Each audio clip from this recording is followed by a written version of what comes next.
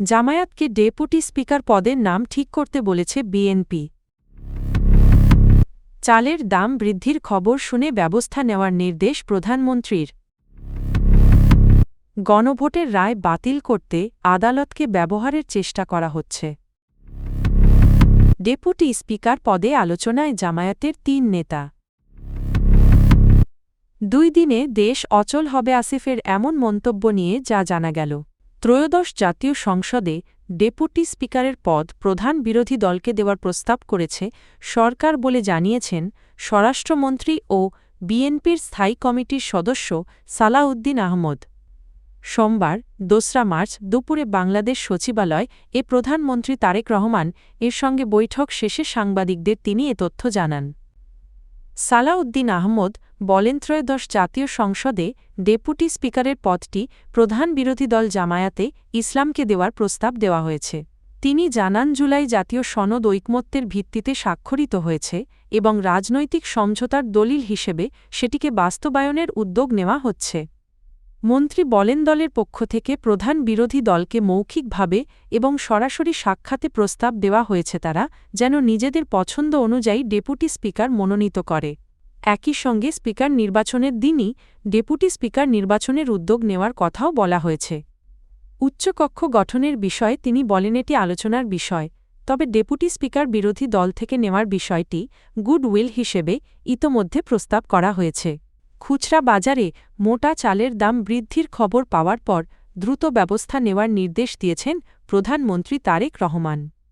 মঙ্গলবার সংশ্লিষ্ট মন্ত্রণালয় ও কর্তৃপক্ষকে প্রয়োজনীয় ব্যবস্থা নিতে নির্দেশ দেওয়া হয়েছে বলে জানান প্রধানমন্ত্রীর অতিরিক্ত প্রেস সচিব আতিকুর রহমান রুমন। তিনি বলেন, প্রান্তিক মানুষের প্রধান খাদ্য মোটা চালের দাম বৃদ্ধির সংবাদ প্রধানমন্ত্রীর নজরে এলে তাৎক্ষণিকভাবে ব্যবস্থা নেওয়ার নির্দেশ দেওয়া হয়। এর ফলে বাজারে ইতিবাচক প্রভাব দেখা গেছে বলেও জানান তিনি। এদিকে রাজধানীর বিভিন্ন সড়কে প্রধানমন্ত্রীকে অভিনন্দন জানিয়ে দেওয়া বিলবোর্ড ও ব্যানার দ্রুত অপসারণের নির্দেশ দিয়েছেন তারেক রহমান।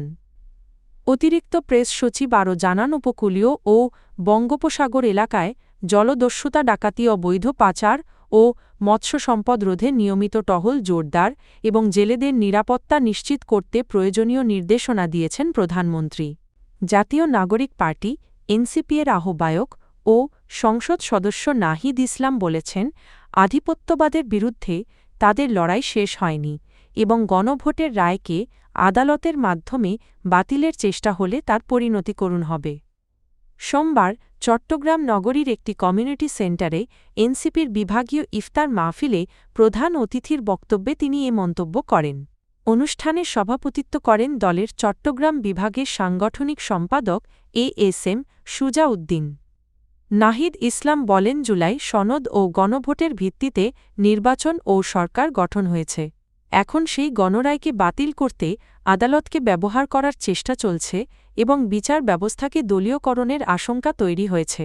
তিনি বলেন, আদালতকে রাজনৈতিক বা দলীয় এজেন্ডা বাস্তবায়নের হাতিয়ার হিসেবে ব্যবহার করা হলে তার ফল ভালো হবে না। তিনি দাবি করেন, অতীতে আদালতকে রাজনৈতিকভাবে ব্যবহার করার কারণেই আওয়ামী লীগ সরকারের পতন শুরু হয়েছিল। বর্তমান সরকারের প্রতি আহ্বান জানিয়ে তিনি বলেন, গণভোটের রায় দ্রুত বাস্তবায়ন করতে হবে এবং সেই ভিত্তিতেই নতুন সংসদের যাত্রা শুরু হওয়া উচিত। ত্রয়োদশ জাতীয় সংসদে ডেপুটি স্পিকারের পদ বিরোধী দলকে দেওয়ার প্রস্তাব করেছে সরকারি দল বাংলাদেশ জাতীয়তাবাদী দল বিএনপি। প্রস্তাব অনুযায়ী পদটি পেতে পারে প্রধান বিরোধী দল বাংলাদেশ জামায়াতে ইসলামী। দলীয় সূত্রে জানা গেছে, জামায়াতের একজন নায়েবে আমির এবং ২ জন আইনজীবী সংসদ সদস্যের নাম আলোচনায় রয়েছে, তবে এ বিষয়ে এখনও চূড়ান্ত সিদ্ধান্ত হয়নি বলে জানিয়েছেন জামায়াতের সহকারী সেক্রেটারি জেনারেল মাওলানা আব্দুল হালিম। ডেপুটি স্পিকার বিরোধী দল থেকে নেওয়ার বিষয়টি ১২ ফেব্রুয়ারির নির্বাচনের পর থেকেই আলোচনায় ছিল, কারণ এটি জুলাই জাতীয় সনদের অঙ্গীকারের অংশ। সোমবার দুপুরে বাংলাদেশ সচিবালয়ে এ প্রধানমন্ত্রী তারেক রহমানের সঙ্গে বৈঠক শেষে বিষয়টি আনুষ্ঠানিকভাবে তুলে ধরেন স্বরাষ্ট্রমন্ত্রী সালাউদ্দিন আহমদ।